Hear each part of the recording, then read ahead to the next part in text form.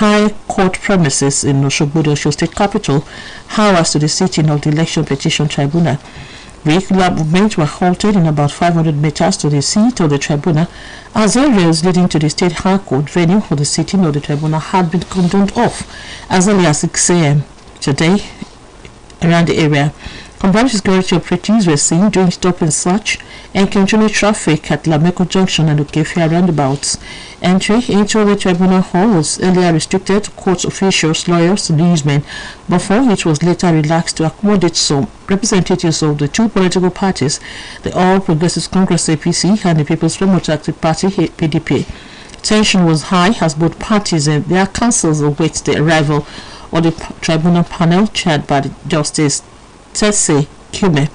OSBC judicial correspondent Adeboye Kukwala reports that the main hall of the tribunal is segregated into sitting arrangements for lawyers and journalists to take the conspicuous sites, as well as party supporters. As at the time of finding this report, the court is still in session. And as Nigerians sent out this weekend agitated and confused over the currency redesign of policy of the Central Bank of Nigeria, the national president of the National Union of Banks, Insurance and Financial Institutions Employees, NOBIFI, and Sani Abakpa, has called on employers and managers of banks to ensure that workers' safety were more paramount by giving them all the necessary gadgets and personal protective equipment. Mr. Abakpa noted that a few days before the deadline, the exercise held has led to chaos, as well as overstretching banker workers due to the breakdown of counting machines in many of the branches.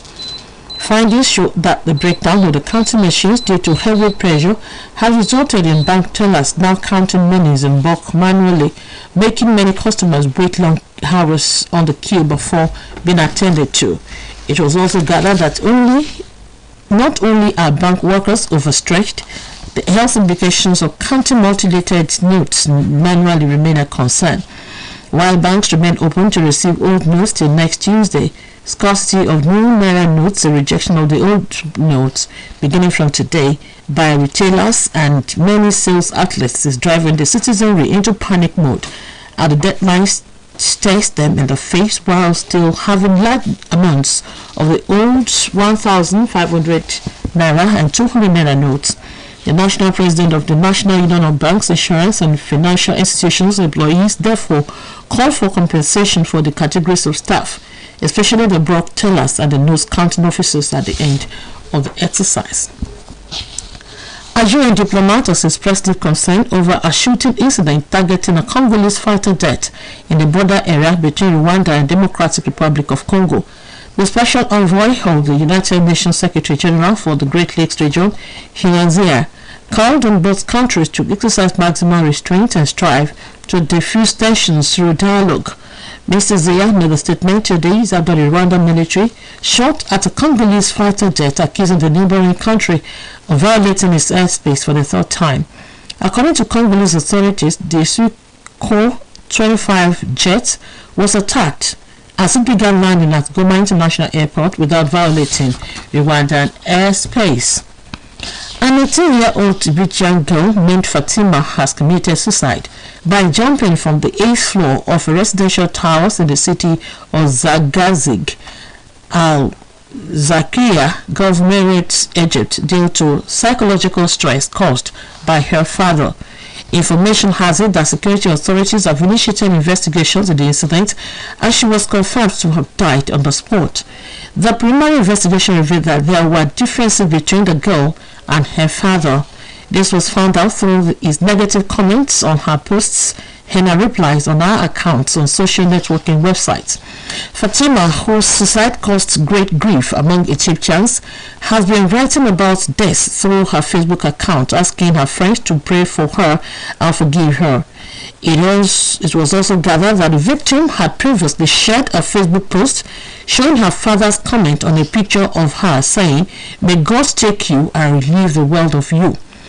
Her friends published pictures showing her father's disrespect for the matter, as he replied, "God willing," which caused great anger among the victim's friend. Reports say she wrote her will a few weeks ago, asking everyone to remember her and forgive her. In a dramatic turn of events straight out of a rickety trailer, A man believed to have slipped into a coma after severe custodial torture was caught while fleeing through a sea border. Hazan Firozi, 34, was arrested earlier this week near the Persian Gulf island of Qashim in southern Iran while attempting to exit the country in a completely sound and healthy state. As for his own admission, Firozi was a financial defaulter and owed money to many people, which made him produce a theatrical scenario of arrest, torture, execution, coma, and the Escape Act. Aware of the no-holds-barred misinformation campaign against Iran, which has intensified in recent months, he sought to capitalize on it and sell his trumped-up story to anti-Iran propaganda outlets in the West, including Iran International and Voice of America. According to report, the story plot was conceived and choreographed with deeply sinister motives, play the victim cards to secure asylum in one of the European countries and run away from those he owed money to. This is the World at Noon, coming to you from Osun State Broadcasting Corporation, First of the West, Nigeria. Now, our mid-news message. The rule of law and constitutionalism coupled with citizens' rights are the main determinants of a sovereign nation, the law abiding. Asian police officers have blocked streets and forced their way into the country's main airport to protest against the recent killings of officers by armed gangs, expanding their grip on the Caribbean nation. The protesters in civilian clothes who identify themselves as police officers first attacked Prime Minister Ariel Henry's official residence, then flooded the airport as Henry was arriving from a trip to Argentina. Report has it that the Prime Minister was temporarily stuck in the airport, then returned to his residence in Port-au-Prince, followed by police protesters who fired heavy fire gun near his home. 80's National Police and the Prime Minister's office did not immediately respond to requests for comments. The war in Ukraine appears to worsen as the United States has decided to give Ukraine 31 battle tanks, the most powerful offensive weapons the Pentagon has sent yet. The announcement came just one day after Ukraine's government saw its biggest corruption scandal and mass resignation since the unrest with Russia began, bringing down a top residential advisor and a dozen leading officials. Report says the increased direct involvement by Washington and its NATO allies hinders chances for a diplomatic solution and has led to open threats of an escalation into nuclear war.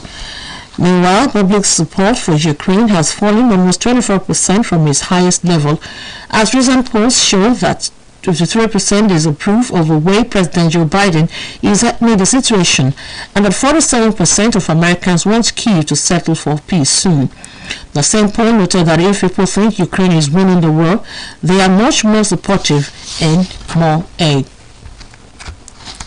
Israel has launched airstrikes on the besieged Gaza Strip a day after killing at least 10 Palestinians in the occupied West Bank, prompting the Palestinian resistance to fire rockets at the occupied territories in retaliation. The Palestinian Information Center said Israeli warplanes raided areas west and south of Gaza, including posts belonging to Palestinian resistance. It was gathered that Palestinian citizens' homes have been inflicted with severe damage as a result of the Israeli bombing of resistance sites in the central Gaza Strip. In retaliation, the Palestinian resistance responded to the aggression by firing retaliatory rockets at illegal Israeli settlements surrounding the besieged Gaza Strip. The Israeli army claimed that the rockets were intercepted by missile defenses and said there were no injuries reported. The head of security guard of the Azerbaijan embassy in Iran has today been killed in an armed attack on the embassy.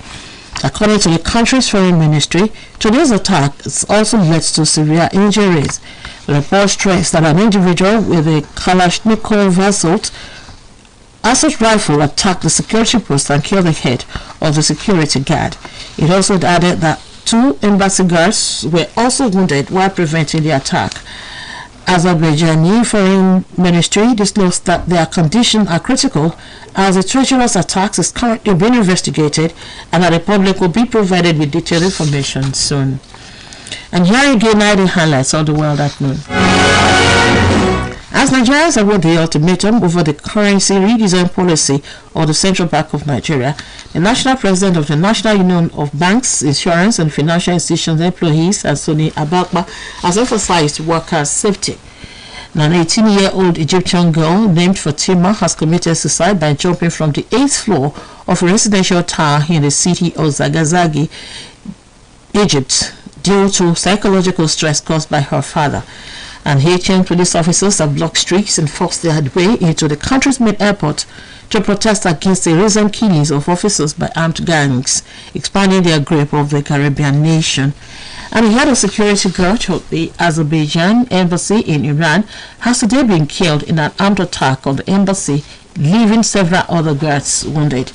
That was the world at noon by Olusayo Babatunde. News Talk today takes a look at cases of human rights violation and some unethical conduct of some police officers against the general public across the country, and suggests ways of curbing the professional infractions.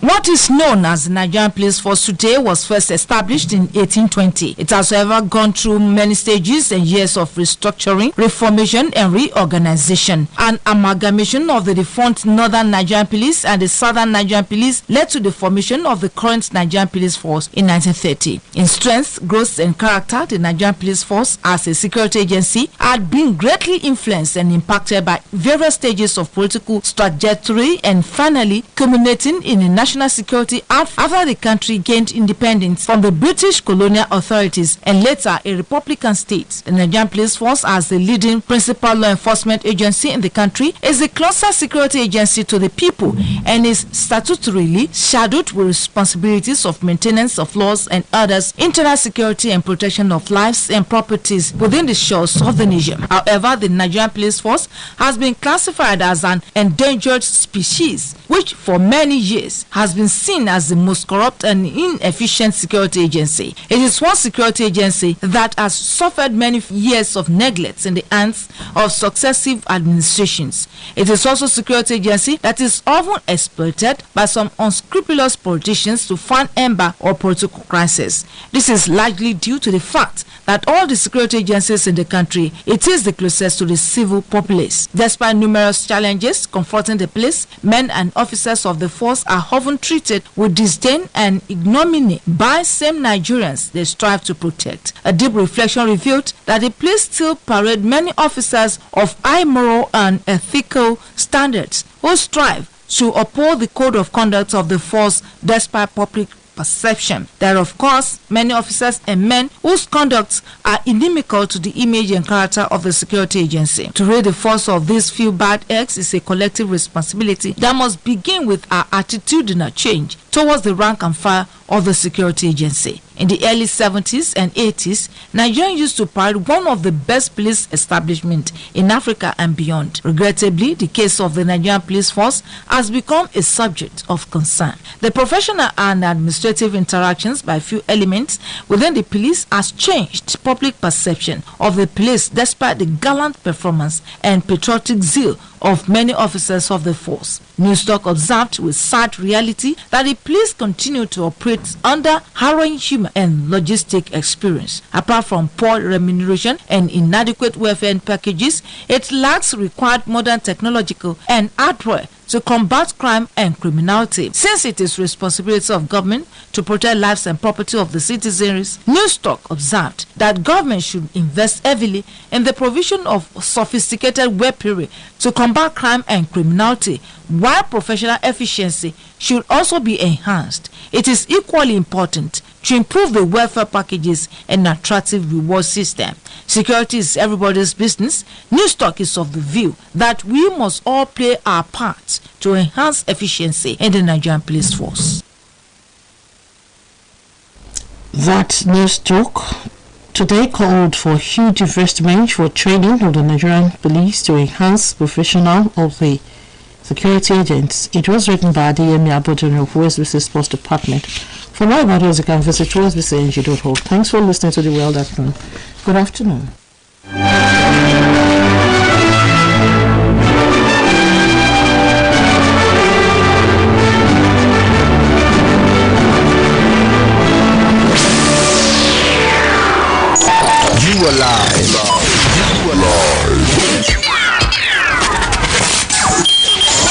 on Osun